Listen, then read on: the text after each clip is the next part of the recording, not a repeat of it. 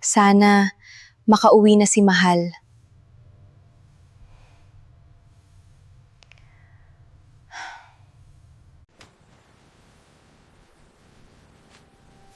Hello, Mahal. Ang dami mong pinili, Mahal.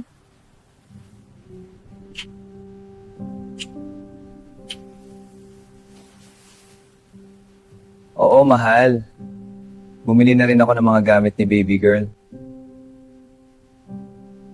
Ang aga mo naman namili, Mahal.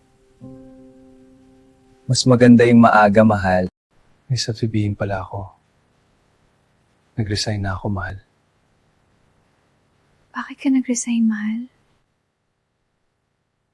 Gusto kong maalagaan kayong mag-ina at maasikaso ang negosyo natin.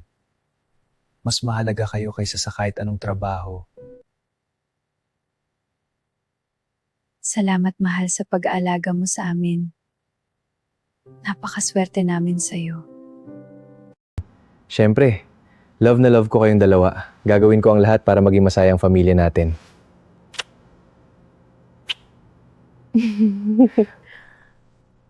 Mahal na makapag-leader. Alapit no, maging masaya ang pamilya natin. Habang buhay, kitang mamahalin, pati ang ating baby girl. Mahal na mahal din namin kayo. Musta mga anak? Mukhang nagkakasiyahan kayo dyan, ha?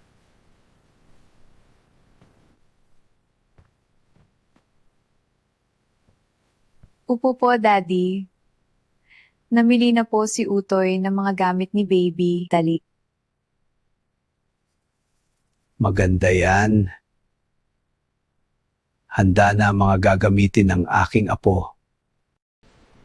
Opo, Daddy. Kulang pa nga po.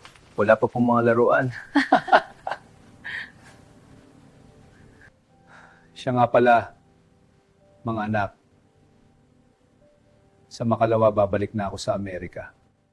Bakit ang bilis naman, Daddy? Babalik ka na agad. Pasensya na mga anak.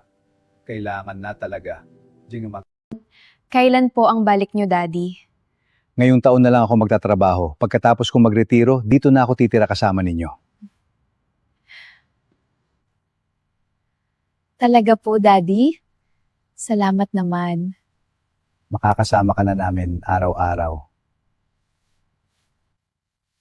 Siya nga pala, kasama ko ang mami niyo papuntang Amerika. Pagbalik namin, sabay na kaming maninirahan dito. Okay lang po, Daddy. Nag-resign na rin po ako sa pagiging pulis. Mabuti naman. Mag-ingat ka na lang lagi, anak. Maganda yan, Utoy. Mas maalagaan mo ang mag-ina mo. Opo, Daddy. Yun na po ang pinakamahalaga sa akin. Excited na ako. Excited na ako sa baby girl natin, lalo pang sayang ating mansion kapag nandito na siya. Hindi lang masaya, super cyber ng aking prinsesa. Sigurado akong magiging napakasaya ng pamilya natin.